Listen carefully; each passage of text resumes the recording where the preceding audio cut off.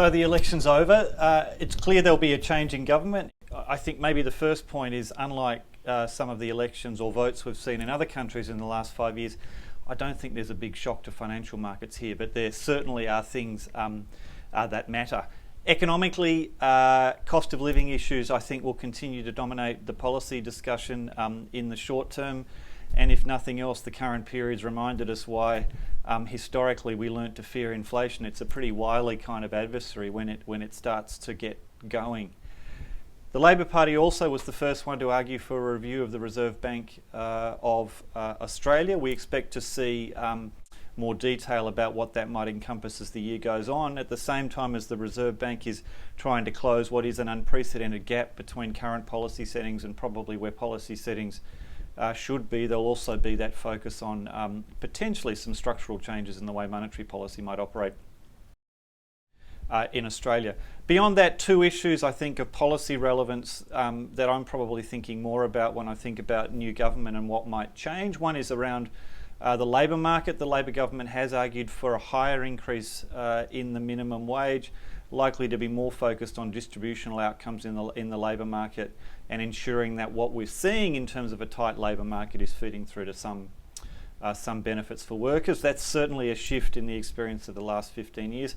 And the other issue is around climate. The Labor Party did come into the election with a stronger carbon reduction commitment for 2030. There'll be more colour around that, and also likely to be a bit more prescriptive or detailed around some of the industry sectoral plans around the carbon transition. For instance, electric vehicles likely to have a more detailed and plan, and certainly with the election of some of the independents in the parliament, you'd expect the climate agenda to get an additional push. The Labor Party did, in their costings, have larger budget deficits in the next few years than the previous government. Look, macroeconomically, I'm not that focused on that. I don't think the numbers were meaningfully different. Government spending is very high from a historical perspective. Budget deficits very wide.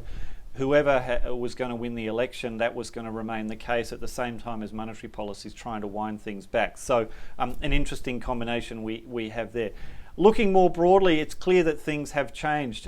Support for the minor parties has risen versus the two major parties. There seems to be some changes in the way the electorate's behaving, certainly, and the way, I guess, stratification occurs. And we've seen this in other countries, France, the US, the UK, that rather than it being kind of a Labor versus capital delineation, maybe there's more of an urban education versus urban fringe or regional kind of divide coming into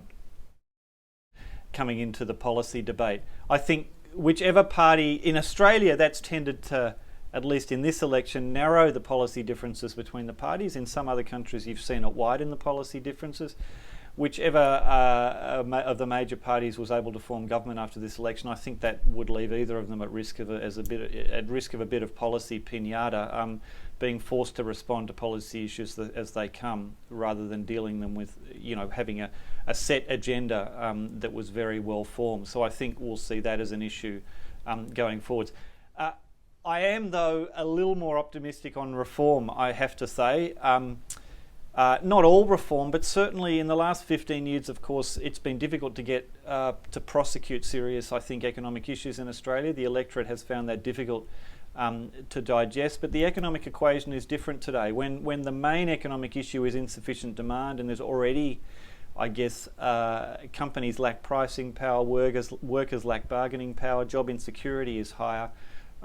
It's difficult to get reform through because it tends to add to those, or can add to those things in the short term. But if the main economic challenge today, at least in a macroeconomic perspective, is improving the ability of the economy to generate growth, because demand actually is beyond the ability of the economy to deliver that, I think you'll find support for some different types of reform. So bedding down flexible working, which of course has taken a big shift as a result of the pandemic,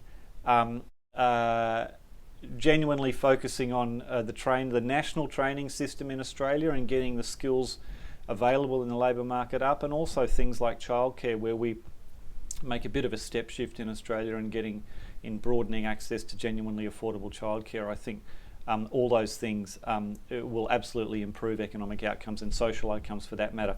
One thing we can guarantee, I think, in Australia by the experience of the last 15 years, the political excitement won't end with the confirmation of this election result.